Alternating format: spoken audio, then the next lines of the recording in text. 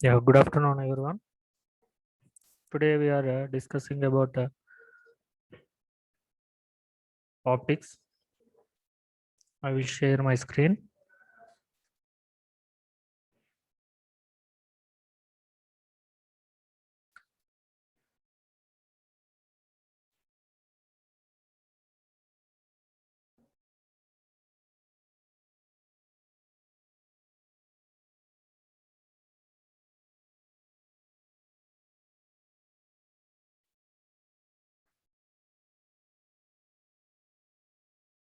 Yeah,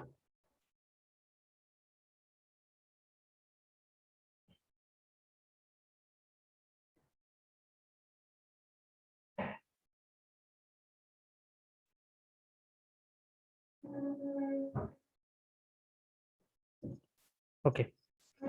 So, wave optics. In this chapter, consists of following syllabus. Okay, first one is Huygens principle. Next, we will discuss principle of superposition of light waves. Then, coherence and spatial and temporal properties of light. Next, interference of light by division of wavefront and division of amplitude. Next, Young's double slit experiment, optical path difference, and we will find fringe width. Next, interference in thin films by reflection of light in the thin films. It is known as cosine law. Okay. Next, Newton rings experiment and determination of wavelength of light as well as fringe width. And we can find radius of curvature of lens. Next, concept of diffraction. Next, Fraunhofer diffraction from single slit and double slit experiment. So next, diffraction grating and resolving power of grating. So this following syllabus we will discuss in this chapter. First, let us know about what is wave. Okay, so what is wave? Wave is the geographical representation. Okay, graphical representation of energy transfer from one point to another point. See here, if any disturbance occur in the medium, that energy transfer from one point to another point in the form of wave. Okay, so all of you see this image. Okay, so if we are disturbing in the water medium, okay, so that water energy is transfer from center of the disturbance of water, and that energy transfer in all directions from the center point in the circular formation. Okay, so that is known as a wave. Okay, so wave is a energy transfer from one point to another point, okay, throughout a medium in the space or water mass in the medium. Okay, so that wave is the graphical representation of energy transformation. Okay, so from this graphical representation, we can calculate some parameter of the energy distribution or a wave. Okay, like amplitude and direction of waves and wavelength of the wave and amplitude and frequency. Okay, so that all parameters we can calculate from graphical representation of a wave. Okay, so these waves also some two types. What is longitudinal waves and transfer waves? So what is the longitudinal waves? What is the transverse waves? Already you have studied in your intermediate stage that transfer waves or longitudinal waves. Okay, so transfer waves is nothing but that motion of particles. Motion of particles is perpendicular to the propagation of waves is known as transverse waves. Okay, if that waves are moving perpendicular to the propagation of waves. Okay, that examples are sound waves or light waves. Next, longitudinal waves. That motion of particles is parallel to the propagation of waves. Okay, propagation of waves is known as a longitudinal waves. Okay, so this is the transfer waves representation. It consists of troughs and crust points. Okay, so crust and this topmost peak point is known as a crust, and bottom point is known as a troughs. Next, see this image. Okay, so this is a representation of longitudinal waves. Okay, so longitudinal waves in the form of compression and rarefaction. Compression and rarefaction. Okay, so at high pressure, that all particles are collide each other and concentrate some area. Okay, so this is a high pressure. This high pressure is known as a compression point, and at low pressure presence, it is known as a rarefaction. Okay, so in the form of alternate compression and rarefaction is known as a longitudinal waves, and alternate crust and troughs are formed in the longitudinal transverse waves. Okay, so this is waves. Okay, clear? This is the longitudinal waves, and that is the transverse waves. Okay, next, wavefront. So wavefront is the that combination of all points. The combination of all points form a wave. Okay, so that all points are known as a wavefront. That all points are known as. So we are connecting or intersecting that all points. It form a wave form. Okay, so that all points are known as a wave front. Okay, so it shows a direction as well as a magnitude of the wave. Okay, next, Huygens principle. Okay, so what is the Huygens principle? So Huygens principle is each and every point on the wave act as a secondary source. Okay, act as a secondary source, and it generates new wavefront. It generates new wavefront. That wavefront is known as a secondary wavefront. Okay, each and every point on the wave, that is a primary wavefront, act as a secondary source. Okay, so that all secondary source again produce new wavefronts. So see here figure. This is the straight wavefront. Okay, in the AB. Okay, so that AB lines consist of several points. Okay, each point act as a source.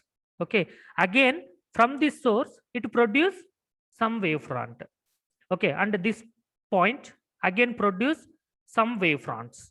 Okay, and this point and this point. Okay, so each and every point on the primary wavefront act as a second source. Okay, or secondary source. This secondary source again produce new wavefronts. That is known as a secondary wavefront. Okay, so in this figure, okay, so at point S, it produces some wavefront. That wavefront has a AB curve.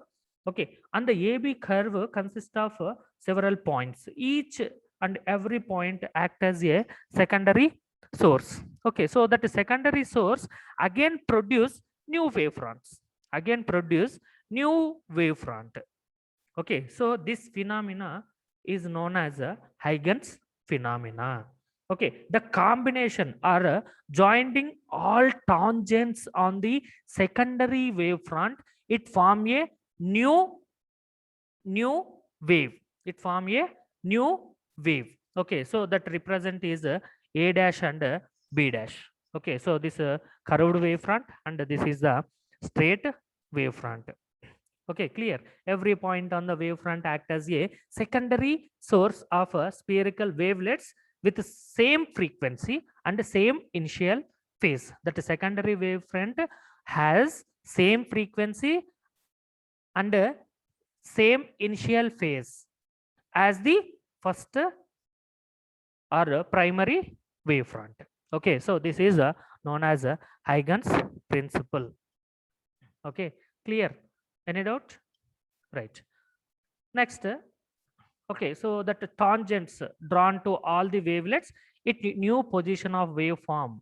Okay, so this A dash and B dash as a new position of the waveform. Here, state new position A dash and B dash. Okay, clear. Right. Next, high principle of superposition. So principle of superposition means we are adding or subtracting of waves. Okay, waves. So that is known as a superposition of waves. Okay, so when two or more waves arrives at a point simultaneously, then the resultant amplitude at the given point is equal to vector sum of the amplitudes of the arriving waves. Okay, that is the definition of a principle of superposition. Okay, so we are generate two waves from two different sources. Okay, we are generate two waves from two different source. That two waves are travel certain distance. After some time period, it could be meet at a point. Okay, it could be meet at point. At the point, at the point that amplitude is at the point resultant amplitude is sum of these two individual waves. Okay, sum of these two individual waves. Okay, that is known as superposition of waves. Okay, if two waves crust meet at the point. Okay, two waves crust or two waves troughs meet at a point, at the resultant amplitude is double of the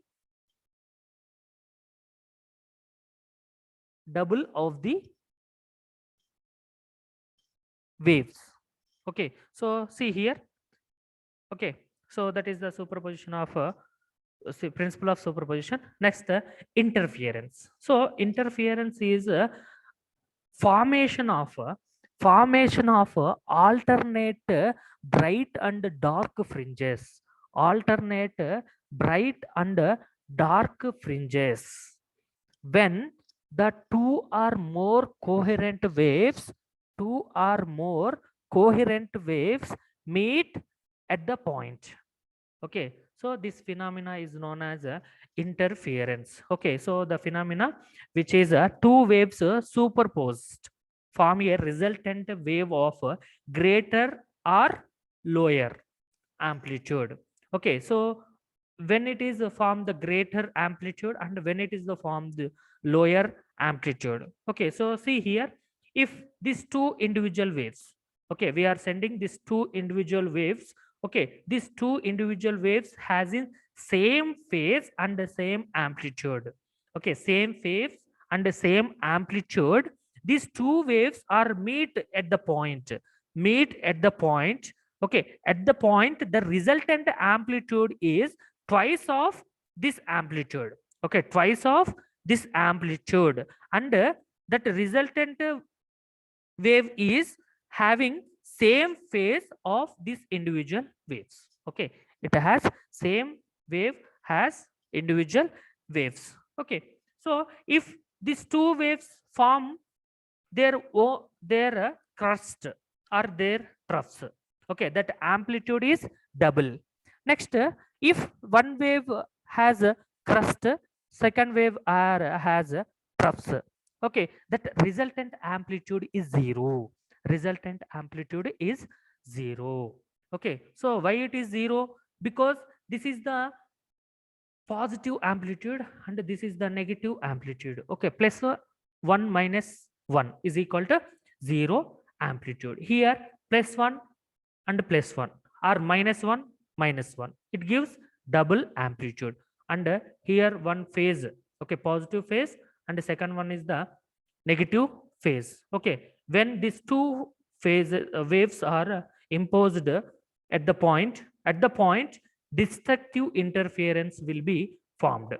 Okay, so in the first case, these two waves, okay, superimposed at the point, okay, constructive interference will be formed. Okay, that amplitude is sum of this individual amplitude. Here that amplitude is 0. Okay, so adding of this plus 1 and minus 1, it get 0. Okay, so here alternate bright and dark fringes formed in the interference phenomena. Okay, so see here. Okay, so we are sending two waves, okay, from this S1 source and one wave sending from S2. This is known as S2 source. Okay, sorry, S2 source. Okay, so now we are sending some waves from S1 waves and some waves from S2 waves.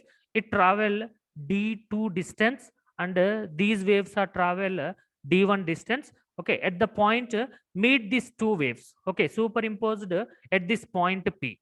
Okay, so at the point, if these two crusts or two troughs meet at a P point, it form double amplitude. It form double amplitude and it has a same phase. Okay, same phase. So that path difference is D2 minus D1 is equal to M lambda. M is the integer. Okay, 0, 1, 2, so on. Next, one wave is crust and the second wave is troughs form at the point. Okay, so that wavelength, that amplitude is 0 with respect to time. Okay, the phase different. Okay, our path length is m plus 1 by 2. Okay, m plus 1 by 2 into lambda. Okay, so this is the path length or path different. Okay, or phase different. We simply phase different of constructive interference is m lambda. Okay, some books taking n lambda. Okay, some books refers to m lambda. Okay, so no problem, whatever the m or n, okay, it represent integer. Okay, don't worry about that one. Okay, next, what is the path difference of constructive interference is m lambda, and path different of destructive interference is m plus n or m plus half into lambda. Okay, so here lambda is the wavelength of light. Okay, wavelength of light. So this is the constructive interference and destructive interference. Okay, next, what are the conditions sustained for formation of interference? Okay, so first condition is these two source should be coherent. Okay, first condition is two source should be coherent. Okay, what is the coherent? Let us discuss. Okay, so that coherent means which light having same wavelength and same phase and same frequency is known as coherent waves. If it has different phase or different wavelength or different frequency, that light is known as incoherent light or incoherent waves. Okay, these two sources must and should be coherent sources. Okay, it produce same phase waves and the same amplitude waves as well as same wavelength. Okay, so that type of wave is known as coherent waves. Okay, so see the first point, the two source must be emit continuous wave of same wavelength and same frequency. Okay, next, second condition, background should be dark. Okay, background should be dark. So whenever the formation of interference at the point, we put dark screen. Okay, dark screen for observation of interference. For observation of interference. Okay. Next, two sources should be monochromatic. Okay. Already I told you that coherent. Okay. So same wavelength. Okay. Same wavelength means it produces same color. Okay. That wavelength is decided by color of the light. Color of the light. If we are sending blue color, that so two sources must and should be produce a blue wavelength only. Okay, so that is known as a monochromatic. Next, that amplitude of interfering waves should be equal. Okay, next, amplitude should be equal. Okay, so these conditions are sustained for interference. Okay, next, second one is distance between two sources. 2D should be very small. Okay, so S1 and S2 sources situated at very small distance. Okay, so that represent that distance represent with small d. Okay, so that 2D should be very small, and screen arranged very far. Okay, very far. That is the third condition. The distance between source and screen, capital D. Okay, the distance between source and screen represent with capital D. This capital D should be very large. Very large. Okay, so these three conditions for formation of interference. Okay, first condition is two sources should be coherent. Next, second condition is distance between two sources should be very small, and distance should be source and screen will be very large. These three conditions are important for formation of interference. Okay, done. Clear? Any doubt? Right. Okay. Next, what is mean by coherent? Okay, so again in coherent, two types. Okay, spatial coherent and temporal coherent. Okay, so basically that light classified into two types. One is coherent light, second one is incoherent light. Okay, which light has same amplitude, same phase, and the same wavelength, that light is known as coherent. Otherwise, simply incoherent. Okay, incoherent. Okay, so see the definition. The two wave sources are perfectly coherent if they have a constant phase difference and same frequency and same wavelength. Okay, it is an ideal property of wave that enable stationary interference. Okay, so again this coherent light, classified into two types. One is temporal coherent and spatial coherent. Okay, so see here, incoherent and coherent waves. Okay, these coherent waves has same amplitude and same phase difference. Okay, but incoherent some zigzag pattern will be formed. Okay, so there is no fixed amplitude and there is no fixed phase. Okay, so here also incoherent, that is a multiple frequency. Okay, so this is still monochromatic but incoherent wave. Okay, still monochromatic and it has the same frequency but different phase different. Okay, so this top figure, okay, that is a coherent waves. Okay, so this coherent again classified into two types.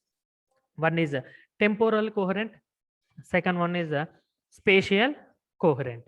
Okay, so temporal coherent means which wave having same phase and same frequency with respect to time is known as a temporal coherent. Okay, so whatever the phase and whatever the frequency at some point after certain some time period, it has same phase and same frequency. Okay, that case is known as a temporal coherent. Okay, after certain time period. Okay, so simply that coherent wave having same frequency and same phase with respect to time is known as temporal coherent.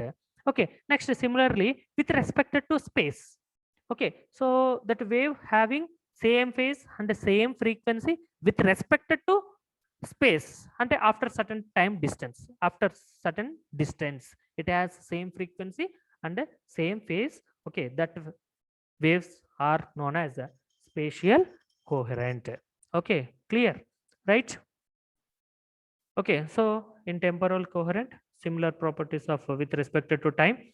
Okay, in spatial coherent, similar properties of with respect to space. Okay, so this is a difference between temporal coherent and spatial coherent, and what is coherent and what is incoherent light. Okay, clear, right? So this is the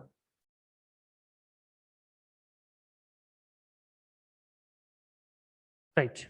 Okay, so interference of light by which phenomena? Okay, so already we known about that definition of interference. Okay, so what is the definition? The formation of bright and dark alternate fringes when two or more coherent waves meet at point. Okay, meet at point is known as interference. Okay, so this formation of interference by two processes. First process is by division of wavefront, by division of wavefront, and the second process is division of amplitude. Okay, division of amplitude. Okay, so that classification of interference. Okay, so division of wavefront means the wavefront divide by its wavefront. Okay, separated by its wavefront is known as a division of wavefront, and the wave splitting into two parts by its amplitude, its amplitude, that is a division of amplitude. Okay, so simply division of wavefront is a divide single wavefront into two wavefronts, that is a division of wavefront. Okay, the wavefront originating from a common source is divided into two parts by using mirrors, prisms, lenses, and two wavefronts that separate travels and finally brought together to produce interference. Okay, single wavefront split into two wavefronts. Okay, two wavefronts. Finally, that two wavefronts combined together, it form interference. That phenomena is known as interference. Okay, so this interference form by division of wave front. Okay, next that single amplitude coming from a single source. Okay, again split into two parts, finally brought together, it produce interference. Okay, so this interference by division of amplitude. Okay, so this is the classification of co-interference. Okay, clear, right? Next. Okay, so Young's double slit. Okay, so this sorry. Okay, so what are the examples of division of wavefront?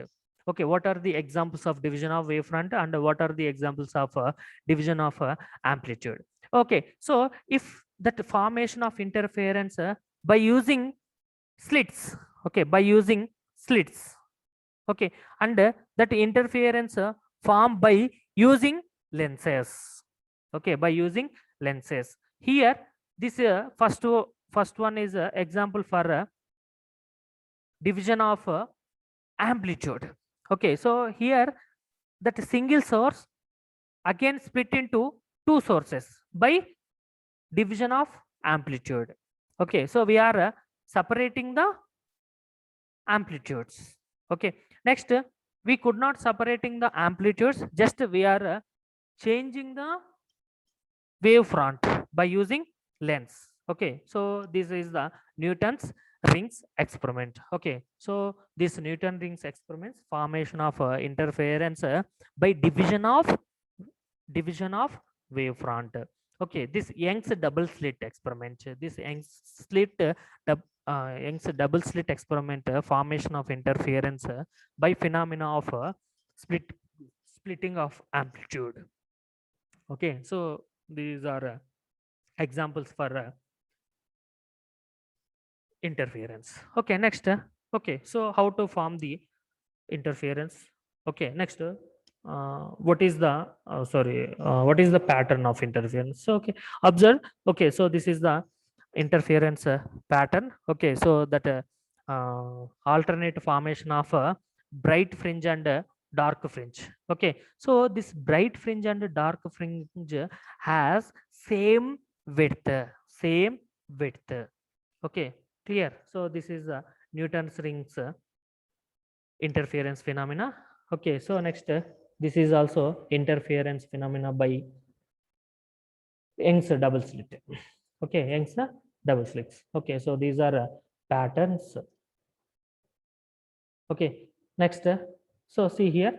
Okay, so this is the daily life interference phenomena. Okay, so see here. Okay, where it is meet these two waves. Okay, two waves. Okay, at the point it form a bright and dark fringes.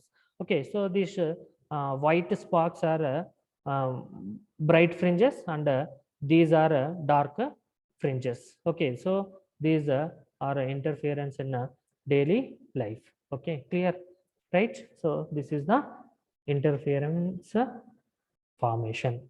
Okay, next class we will discuss about Young's double slit experiment. Okay, so how to formation of interference and what are the width of interference? We are calculating width of interference by Young's double slit experiment. Okay, clear. So we will discuss in the next class. Okay, now time is over. Okay, clear. Any doubt?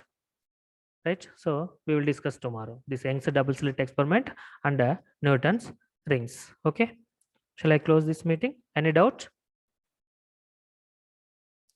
Yeah. Thank you. Bye.